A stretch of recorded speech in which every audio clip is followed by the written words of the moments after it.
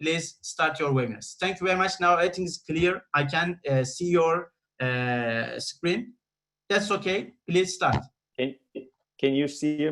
Can you watch my screen? Okay. Yes, everything's okay. Perfect. So, another computer, yes? Yes, I'm looking to another side just to check the screen and everything. So I have two computers in front of me. You are looking so handsome. Thank you very much, brother. That's the light, my friend. That's the light. It's not me, for sure. Thank you very much. Anyway, I'm here to talk. See you end of the webinar, brother. See you. Now everything is yours. See you. Thank you. Thank you very much. Thank you very much, Akif, again for the opportunity, for your invitation. So I'm here to talk with you guys about some tips for successful outcomes with clear aligners. These are my personal contacts, Instagram, Facebook, and my website. And here in the bottom part on the right, you can see some platforms that I'm providing, mainly in Portuguese, the language we speak here in Brazil, about some tips for aligners. Soon we will have also an 100% online course in Portuguese for people who are interested about knowing from A to Z about clear aligner technique, okay? But let's move on. I'm gonna talk a little bit about myself so you can know me better. Akif already mentioned some points, but I have my main academic background here in Brazil, DDS in the city I live in. It's Florianopolis. It's a beautiful island. It's the capital of the state of Santa Catarina. It's in the south of Brazil. Then I went to another university to do my master's. It was PUC in Brazil as well. I did my PhD in dentistry, mainly focusing on orthodontics, facial asymmetries in Ubra, Brazil. And then I went abroad. I had a great opportunity to learn with some of the best of orthodontists in the world in St. Louis University. I still have many friends there, and I'm gonna show it to you about some of the relationships I made, not only academically speaking, but also personally. I am diplomated by the Brazilian Board of Orthodontics as well. It's the BBO. I'm the program director of a post-graduation program in orthodontics here in Brazil, in the city I live. It's called Zenit. And I'm also the clinical director of this Aligner Expert. Aligners Expert is this 100% online course that we are going to be launching soon in the next couple of months, okay? But anyway, there we are. I need to address here some conflict of interest because I'm taking part of the Align Academic Committee. It's a group of professors here in Brazil that develop some clinical research using Invisalign. I'm now conducting one about open bites. I also a part of the iTero show site. It's something related to iTero about developing and showing to other people the features about this amazing intraoral scanner. And I'm also an Invisalign speaker from this year on, from 2020 on. I've been invited, and so I need to address that. But I always claim that I'm only speaking about these companies or these materials because I believe on them a lot. So let's move on. I need to say thank you for my family at first, for my patients who believe in me, for my staff here in my office. I have a nice office facing the sea, as you can see here in some of these pictures. I have the best patients that believe in me and that they're taking part of this journey of clear aligners. And as I always claim, this family is the pillar for all my academic career because they let me go to webinars, go to meetings. I need to be also thankful for all the people I met during my master's, my PhD, my postdoctoral fellowship in St. Louis. I met great, not only orthodontists, but great guys as Dr. Kim Byung Kim. He was my mentor there, and now he's the program director of St. Louis University. Dr. Bueno, Dr. Mastorakos, Dr. Araujo, Dr. Barents. I had a close contact also with Dr. Moshiri, who opened my mind and my eyes to clear aligner technique. And also my staff here in Brazil, where I have this post-graduation program. And the team in Align, the Brazilian team of Align in the academic committee, in the heteroshow site, and in the speakers of Align, they are a huge family. I must be thankful also for Renato Musa, who is the chief here in Brazil for clinical topics about Invisalign and iTero, not only in Brazil, but all Latin America. And thank you very much for all of these important people that came through my academic career and made me watch a little bit further. But let's move on. Let's talk about Invisalign. Is it only for simple cases? I thought about that in the beginning. I started to work with clear aligners for more than 10 years ago. And that was my thought in the beginning of my career, using these devices, using these tools. But now I'm sure that's not just alignment. It can correct any malocclusion. It's a tool that the malocclusion actually, it's corrected by the orthodontist using this tool. So we can see here different malocclusions treated, like class 2 deep bites, class 3 open bites, class 3 with anterior cross bites. There is a bunch of malocclusions that can be treated with this appliance, and we are going to address that later. So what made me open my mind about this was mainly the period of time that I spent in St. Louis University. Attend to Dr. Moshiri's program on clear aligner technique, and then I could see, as I was being able to see in many international meetings, that people were using aligners to treat any malocclusion. So there I thought, oh, there are protocols that can be reproduced with predictability. And then when I came to Brazil, I changed the way I dealt with this tool, this new clear aligner tool, okay? So thank you very much again for the opportunity. I had the best time of my life because I had a great time, not only, as I mentioned, academically, but also about great friends I met there. So when I came back to Brazil, I thought, clear aligners, this is the future, and this future must be implemented right now. Why do I say so? And I came back in 2017. I spent almost a year there. And then I thought, no, it's not, it's a tool, okay.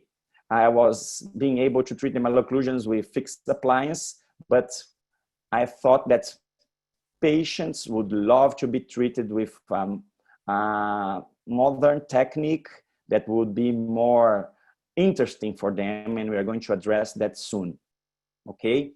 I think that the evolution happens everywhere, and in orthodontics, it happens also. So I may say that clear technique is the evolution. I'm not claiming that it's better. It's an evolution. And not only an evolution, it's a disruptive idea. A disruptive idea because I don't have anymore a wire connected to a bracket. I have plastic pushing teeth. And every time a disruptive idea comes to our world, it faces some criticism, right? And that happened also. And sometimes it still happens about clear aligner technique. But come on, Galileo Galilei, like in the 16th century, faced also some criticism about his disruptive idea of heliocentric theory. Also Darwin, when he claimed that the species were evolving, he came up with the evolution of a species theory. Sigmund Freud, when he claimed about the unconscious, and many other ideas that came to our world that they were disruptive. So clear aligners are also disruptive, and we need to learn to deal with them, okay? Now I'm having this opportunity to deal with something that can move teeth, but come on, there is a learning curve that I need to take. So I'll need to learn again, not the main aspects of orthodontic diagnostics and treatment goals, but the way to move teeth must be rethought, may I say. We need to think again about the way we must move teeth using this technique. And it's just a tool. And I also play with the idea that this guy that was very, very clever, if he was able to use the technique and the technology available nowadays, he would write his famous book, Malocclusion of the Teeth, with a special chapter nowadays. Of course, this is not real. I'm just playing with you guys, but there would be a chapter about clear aligner technique. So I put this on this screen, in this slide, just to let us know that we must learn about clear aligners. And that's what the Turkish Aligner Society is implementing, is bringing to us. A learning curve that will be much easier for you than it was for me. So let's take advantage of that. As I told you before, this is just a tool. The essence of orthodontics has not changed at all. The same goals, I'm using the same goals. I need to evaluate my patient the same thing, the same way I was doing before. Okay? Because what changed was the tool. Later on, I only had the option for braces and wires. Now I have also another tool, another option to move teeth using plastic and attachments. And I use a great advantage of the technology nowadays, the 3D virtual planning for every patient. That brings me predictability. But as I think many other speakers addressed that before, let's not get amazed by this cartoon shown to us by the 3D virtual planning. Let's think that the cartoon shows us a force system being applied to the teeth, okay? But now that we thought that there's another tool, some people may ask, why should I treat my patients with clear aligners? I've listed here 7 items, and I'm going to address them separately. Number 1, because they are effective system. It is an effective system to treat different malocclusions. This is the same slide as I've shown you before. There is in the first column a case treated with a deep bite and full cusp class 2 malocclusion. We are going to see that case later on. There is also a class 3 with open bite treated with clear aligners, Invisalign, okay? I use Invisalign because I'm gonna show you why I use this clear aligner technique. And in the third column, I'm gonna show you also this case with class 3 and anterior crossbite. These can all be treated with clear aligners. Number 2, why using clear aligners? Because we use 3D virtual planning for all cases. It's easy for patient communication. You can show them what's gonna happen to their teeth. So it's not only speaking about, oh, you have a class 2, you're gonna have a class 1. The patient can claim, what? What does that mean? Now we can show them this. We can show them with the iTero outcome simulator. We can show them with the clean check. And we also have predictability because now we have the goal not only in our minds, but on the screen. Number 3, it's more aesthetic, hygienic, and comfortable. So the patient loves that. And sometimes the patient demands that.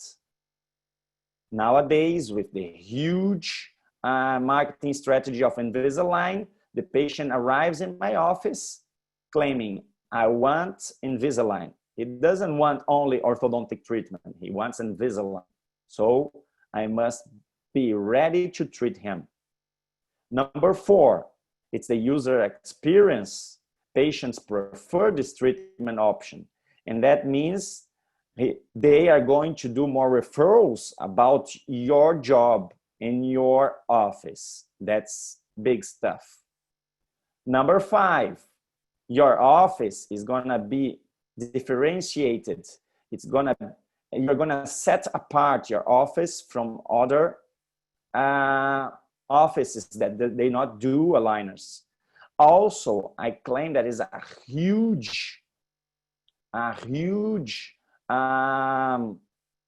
advantage for marketing because you don't sell anymore iron and steel on the patient's mouth, but you sell comfort. So it's much better for marketing. Number 6, fewer breaks and emergencies. It's not only good for me as an orthodontist who runs an office, but it's also great for the patient. I talked a lot about before my academic career and my close contact to research and all that stuff. But I'm mainly a clinical orthodontist. I spend a lot, 80% of my time nowadays, and not only about the pandemic situation, I spend 80% of my time in my office treating patients, okay? So I need to think about it. And number 7, the possibility of monitoring the patient at longer intervals. It's also an important topic to address, mainly nowadays that we are facing this pandemic situation. We can space the consultations or even do remote monitoring for this orthodontic treatment, okay? And now let's ask, since now I have addressed seven items that I try to convince you guys, I know you're already convinced because you're here watching this lecture. Now I'm gonna tell you why I use Invisalign. Because the system continues to evolve like no other. Number 1, there is no system like that. No patent. No, it's not only about patent, but because they work hard to keep moving forward. Okay. Number 2, they have so far the best material. Smart Track is great. Number 3, they have special features like nobody else has, like optimize attachments, cuts, mandibular advancement, etc., etc. We're going to address these features later on with more focus on them, especially attachments. Number 4, optimized staging. We have the famous smart stage. It's gonna be changed, this name, soon. So that's why I'm calling here Aligner Smart Activation, but I cannot show you the name yet. It's a secret that they are sharing with speakers and some other people. But anyway, this staging, it doesn't matter the name, it is all about staging, and we're gonna talk about that soon. And the software with many, many features, the clean check, including the 3D control that gives me, the orthodontist, the power to do whatever I want with no need to ask the technician, or even if the technician don't answer me properly the way I requested, I have the opportunity to click and put the tooth whenever I want, wherever I want. So this is important. This is really important. If you don't master yet the 3D control, I must advise you to spend some hours playing around with the CleanCheck software. It's amazing, and you must master that soon. So let's check about the developments of Align technology. In 1997, you have the foundation of Align technology, but in 1999, the marketing, the Invisalign product was starting to be offered for the American market, okay? In 2002, it started in Brazil, then it came Vivera, Invisalign G3, acquisition of Cadent Incorporated, that it was the previous version of iTero. In 2011, Invisalign G4. In 2013, the Smart Track was being launched, a great game changer. 2013, new scanner, the iTero. 2014, the Invisalign G5 protocol. 2014, the CleanCheck Pro with 3D controls. So between 2013, between 2014, it was like a huge improvement that Align technology gave to the Invisalign system, in my opinion. 2015, you have the Invisalign G6 protocol. 2016, they advise you to change aligners every 7 days, and that's what I do nowadays. In 2016, Invisalign G7. In 2017, Invisalign for mandibular advancement. 2018 in Brazil, they came up with the Invisalign First, great orthodontic removable appliance. 2019, a great game changer. Another one, it was the launching of the larger optimized attachments. In 2020, they are coming up with many new things, like new protocols, new softwares, and they keep moving forward, like millions of dollars invested in research and big data for analysis of treatments and setting up new protocols to help us orthodontists treating better our cases.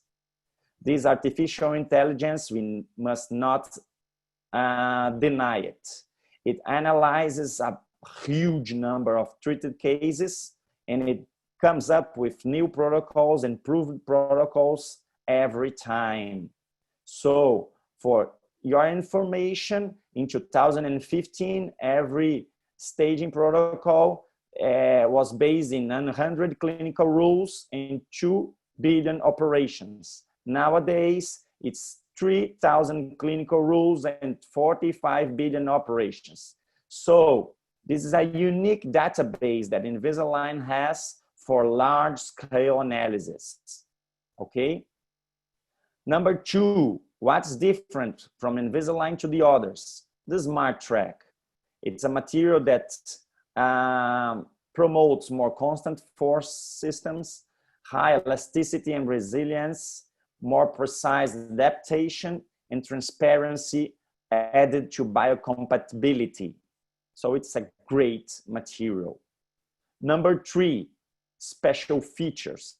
We're gonna talk about them with great focus, about attachments mainly, but they have also cuts. Oh, I can cut with my my plier. Okay, but if you have a long treatment and you're gonna have it soon, you have to incorporate these cuts manually, and it takes a lot of time. Another special feature is mandibular advance. It's great, great, great, great. And I think I'm gonna show you a case here if I have time, because it's taking a lot of time. But let's move on. Optimize the staging, sorry. What's the staging?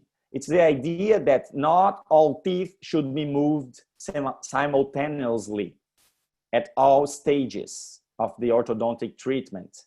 So staging consists on the selective movement of one or more teeth in one direction with subsequent movement of the other teeth. We're gonna talk about this soon.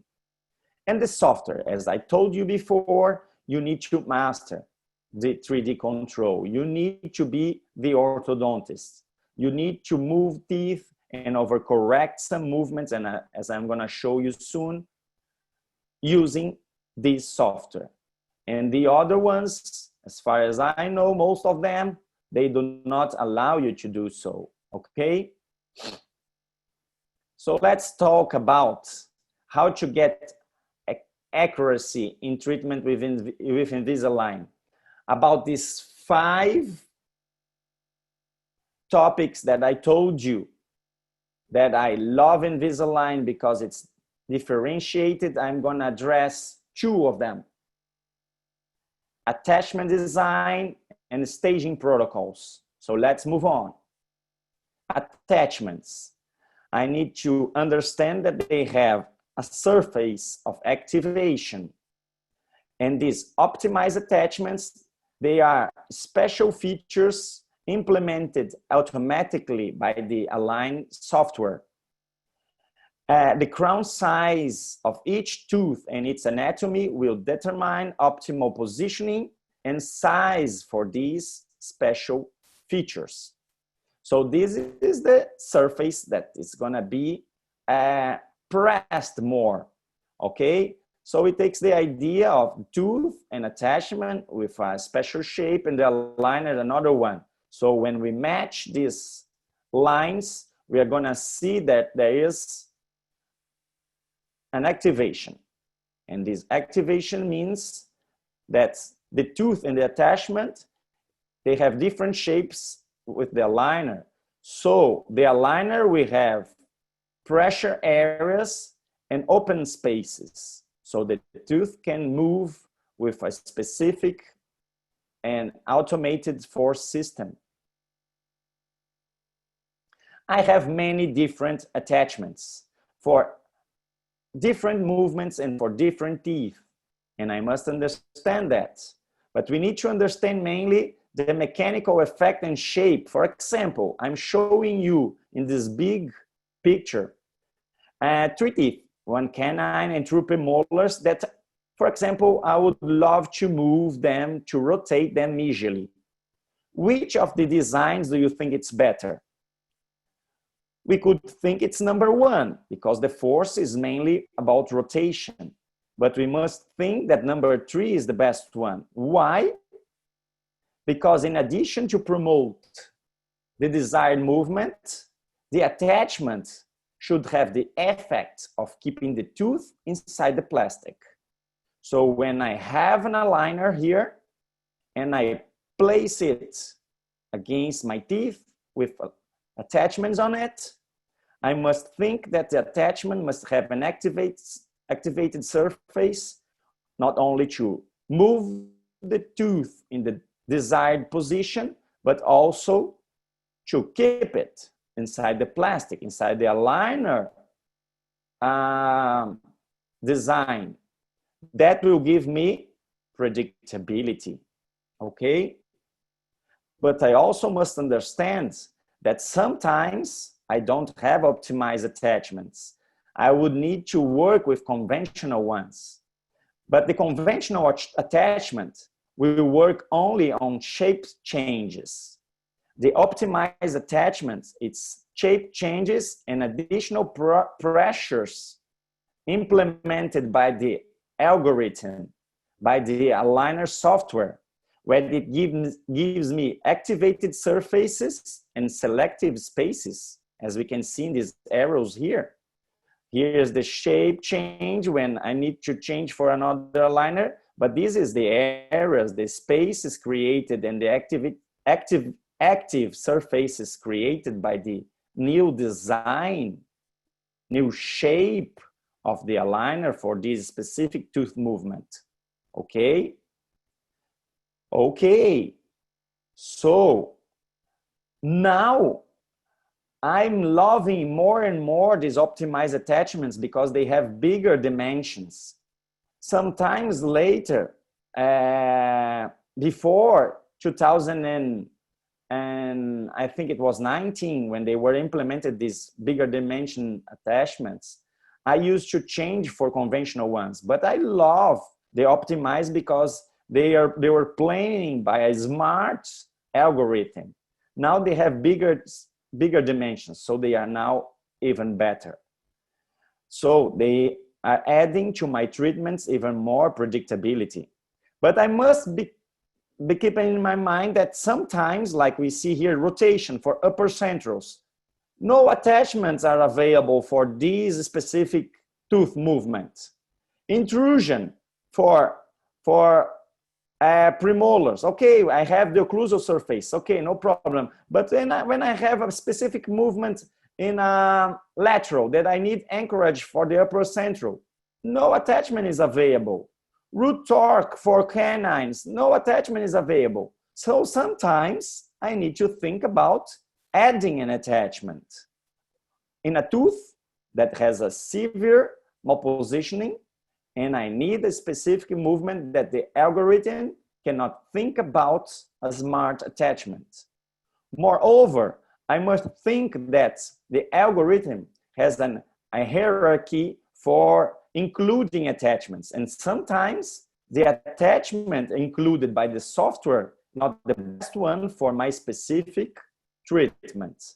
I'm going to show you a specific case. For example, sometimes these premolars are rotated,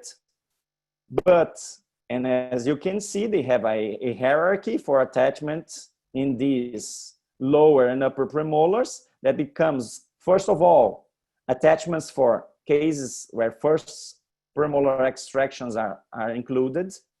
They have, later on, the algorithm is going to place attachments for optimized root control, then rotation and extrusion, and then anchorage for deep bite malocclusions. And when I have a big deep bite, I need to change these attachments for conventional ones. So I must be keeping this in mind. Sometimes no attachments were triggered and placed on the teeth by the algorithm, and sometimes the wrong, may I say, attachment is placed. It's not wrong, but it's not the right one for that specific patient, okay? So I must change. For example, this patient, the chief complaint was the central, the upper right central. So I must have predictability. And as we saw before, there was no attachment in the algorithm, in the software for rotations of upper centrals. So the first clean check that I received from Align was like this. This is the chief complaint. So I talked to the patient. Do you mind about placing an attachment in your upper central? And she said no. So let's move on. Let's treat your case with predictability.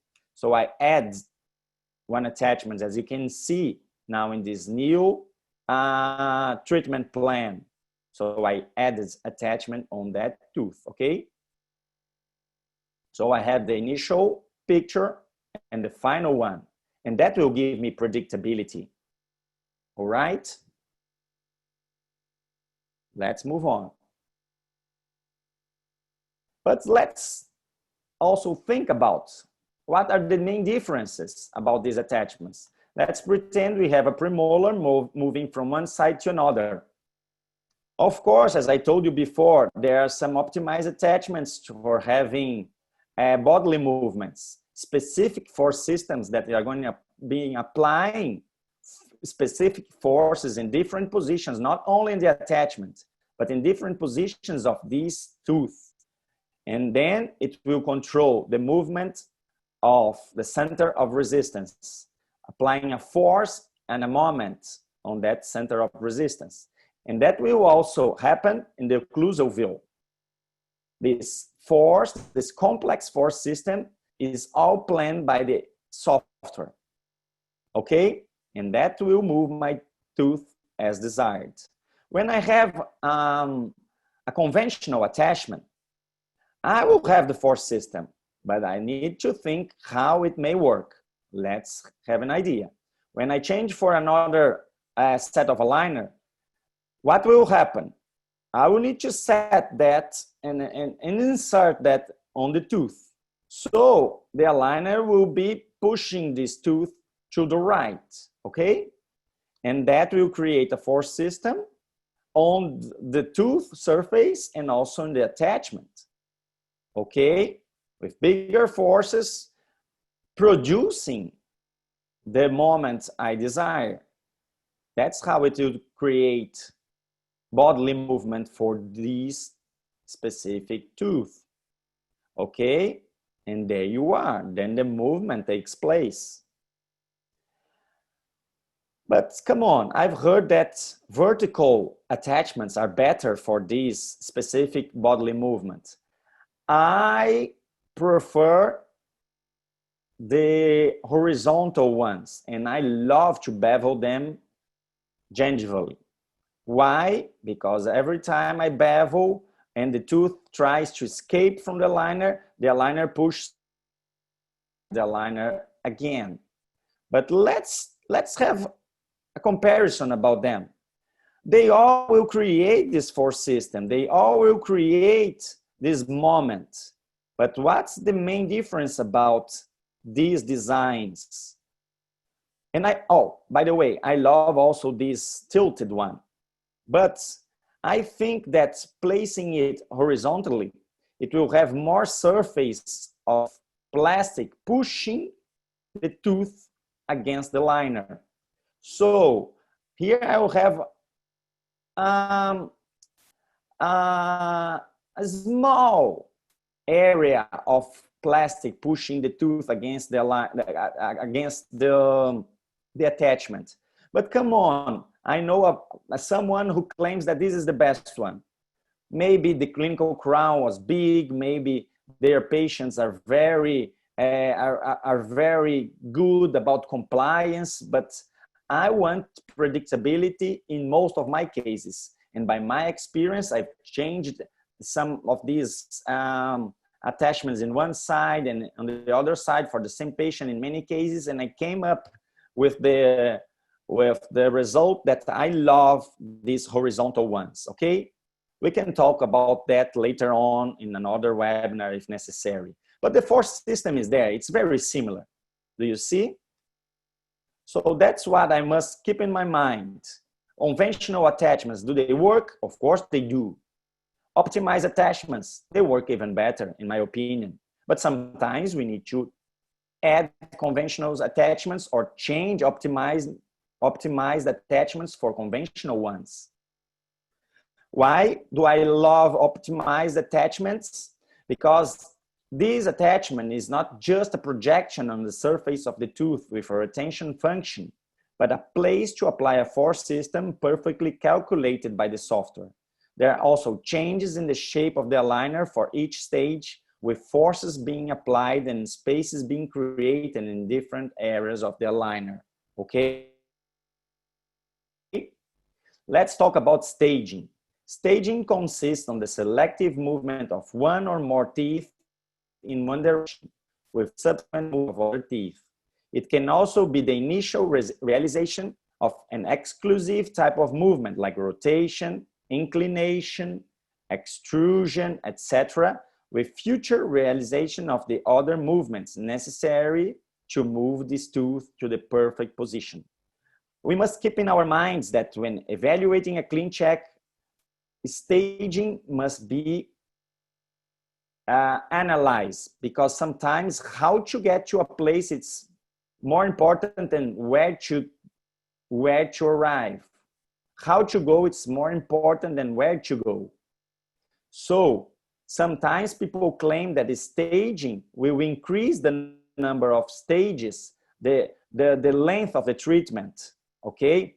But I must be thinking that staging will increase the predictability of treatment. And sometimes we will avoid asking for additional aligners. So my main goal must be great results, great occlusal results, okay? When you don't need to do staging, alignment, leveling, anterior intrusion, and posterior crossbite in adults. Let's have a look in this number 3, number 4. Staging is not necessary for sequential intrusion. I do not need to intrude incisors and later canines. No, I intrude the whole anterior segment. Okay? Posterior expansion in adults. I expand premolars and molars. Oh, but it's a severe crossbite, bilateral, so you need crossbite elastics, okay? When you need to do staging in distalization and mesialization, posterior crossbite in children, retraction of the anterior segment, and when you do intrusion, I don't mean here about intruding different teeth, but mandibular distalization is also staging, and we are doing that with great results nowadays, okay?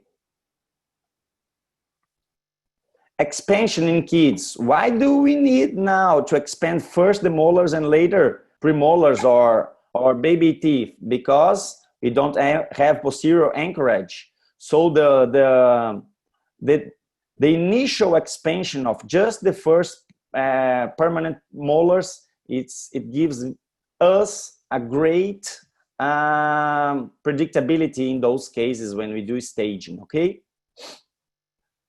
Anterior retraction. We see in this first video here, retraction of the anterior segment as a whole, but the right way to do it, sometimes the G6 protocols, most of the time the G6 does like we are seeing in this new video, but sometimes the G6 cannot be applied. So I need to retract canine incisors, like separately.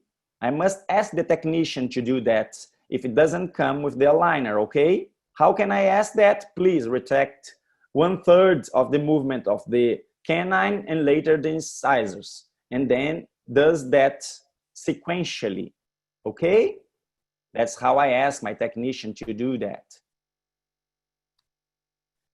Now about intrusion, we do a lot about that. We do a lot of intrusion, leveling the curve of spin in our office. When I do that, I must ask the technician, please do not do IPR until all intrusion is performed.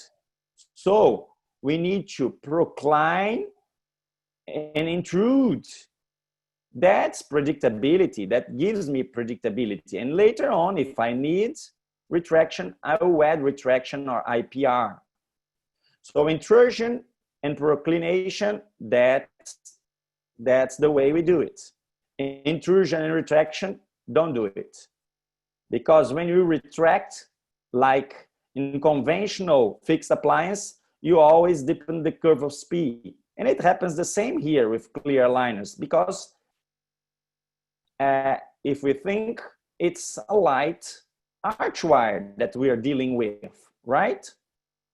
So this staging, as you can see in this animation, in this video, is for the upper and lower arcs.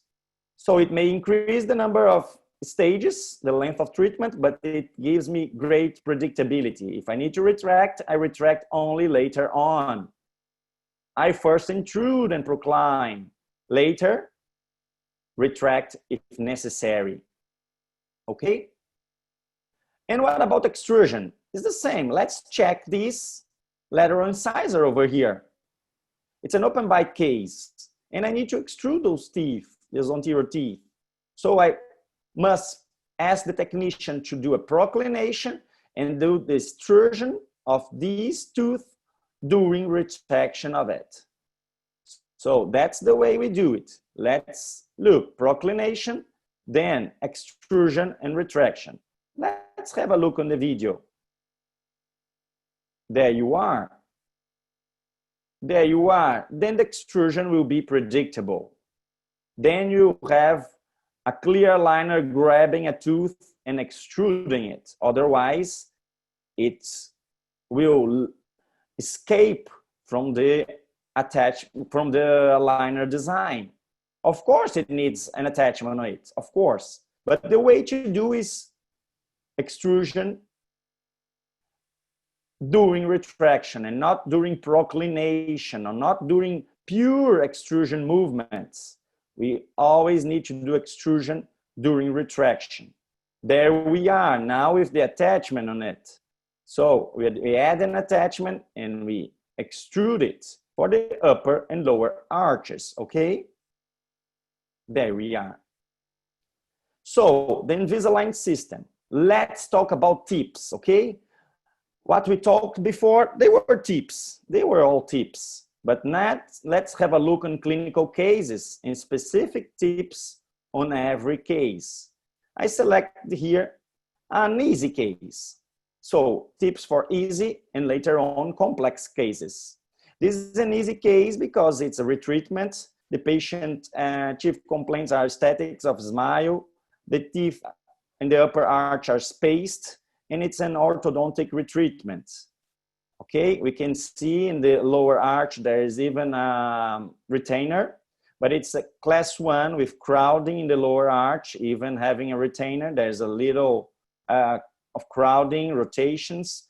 The patient has small upper lateral incisors. The upper arch had spacings, and this spacing was not properly distributed. The patient also had heavy anterior contact due to boton discrepancy. Okay, and that heavy anterior contact was leading to increased diastema between the upper incisors. Let's have a look on the clinical case. Here we are. Spaces, it's not properly distributed. And also the patient claimed about small lateral incisors. So the initial radiographs are here and here. Who likes the phallometric analysis? Since we are like short of time today, I'm gonna skip a little bit of it, but it's quite okay. The 3D digital planning, the initial conditions, space is properly distributed. It was an Invisalign light case, 14 stages. I changed in a weekly protocol. Then I scanned and asked for extra 13 aligners. And there you are. This is predictability, right? It's an easy case. But may I ask you why it was not solved by the previous orthodontic treatment? I don't know. Maybe it lacked of good diagnostic information. Boton discrepancy, heavy anterior contacts, I don't know. Now we have the chance to do it right. So one tip that I bring it to you is the fake IPR between here, the upper centrals. The 0.2 will not be applied. Why? Because it has a great space. It has a great space that needs to be squeezed. So that's why I promote the 0.2, but I don't do it. And here I leave some spaces for the veneers. There you are.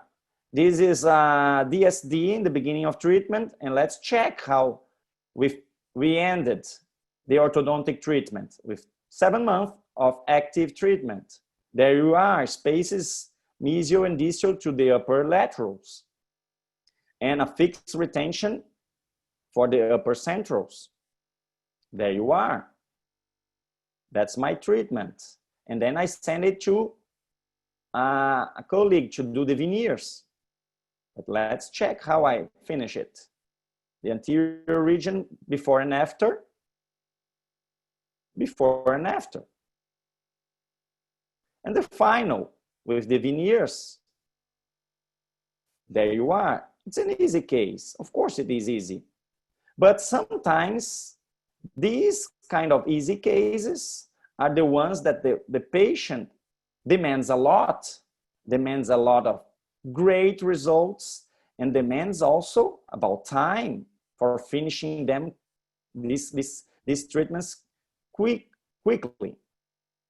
This is the final radiograph. Cephalometric analysis before and after. Before and after. Great condition, in my opinion. There you are. Before and after. Before and after. Before and after. Before and after. Occlusal. Lower arch. The anterior region before, after ortho treatment, and after placement of 2 veneers in the upper laterals. There you are.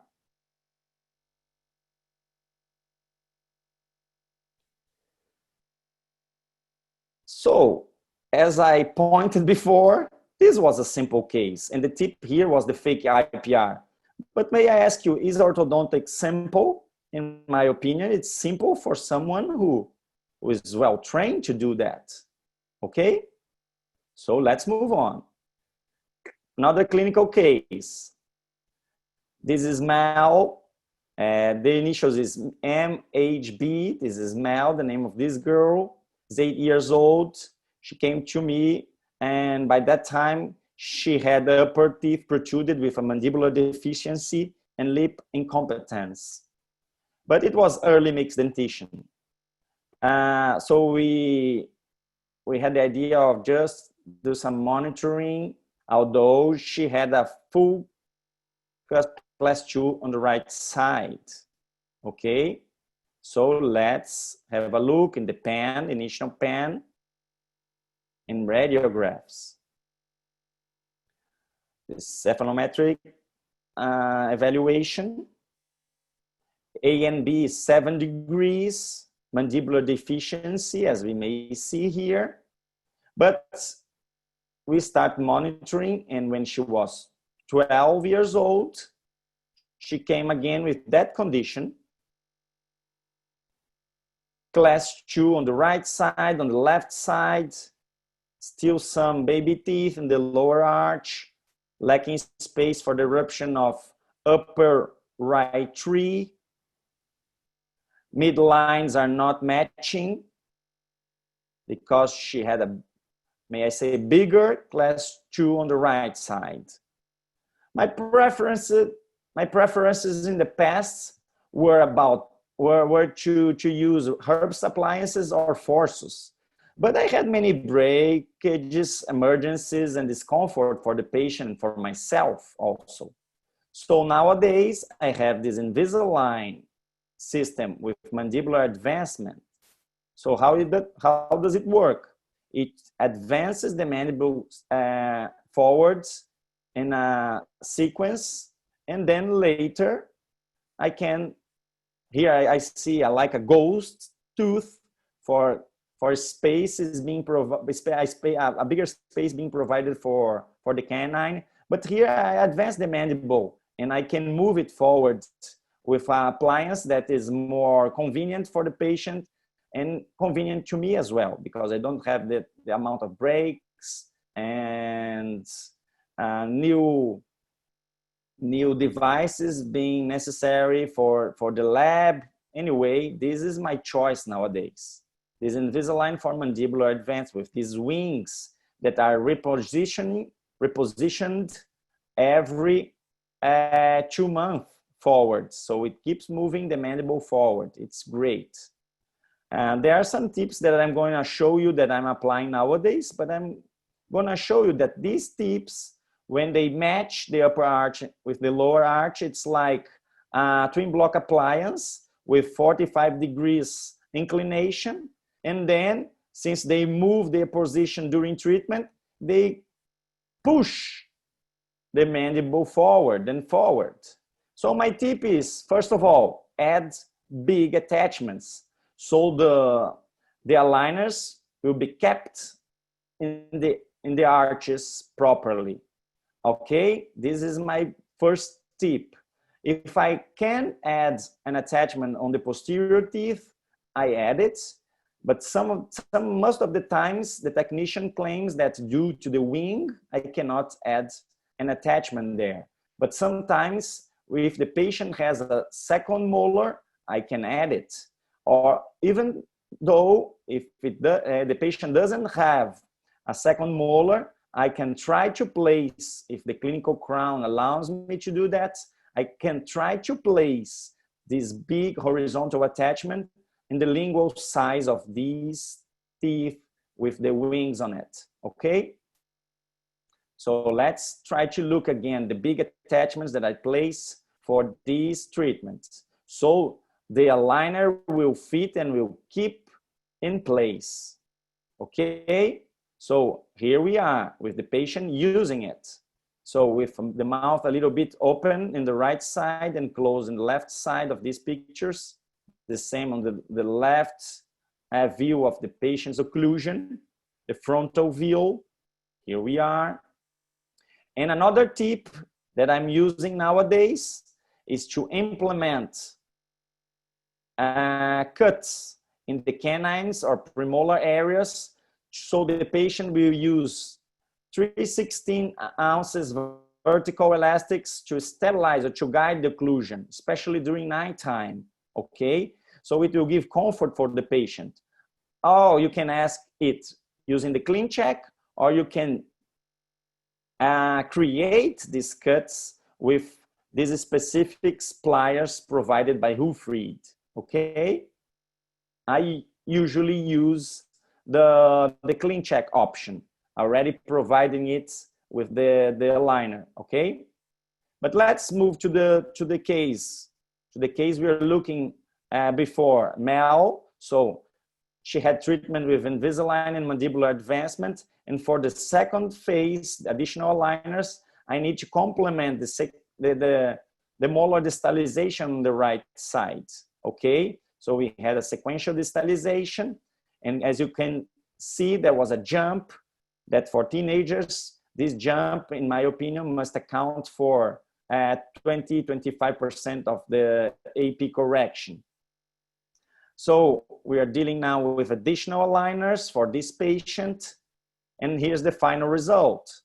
The face is better balanced, the occlusion is okay in a class 1 inter-arch relationship, the midlines are matching, and we had 17 months of treatment. Why? Because while we were doing the mandibular advancement phase, the teeth were being aligned. The arches were being leveled. So I'm doing many things at the same time. That's great. That's the beauty of this device, of this Invisalign with mandibular advancement. The final radiograph, initial and final. Let's not go through all these numbers, but let's see the A and B. It was 7, now it's 4. It's great result. The results compared initial during the mandibular advancement phase and final. So in my opinion, that was good clinical result, initial and final. Look, the mandibular displacement, it's great. It moved forward as I desired. Initial and final. In the frontal view, the midlines are better. The class 2 was corrected. Oh, what is that spot in the molars? That was an hemohypoplasia. It's like this, and the other side we can also see, and it developed because the enamel was not hard enough, and it started to melt, may I say. But let's look on the occlusion. It's great. It's great. She can work on that with composites or veneers in the future if she desires to do so. The arch is developed transversely, speaking the lower 2.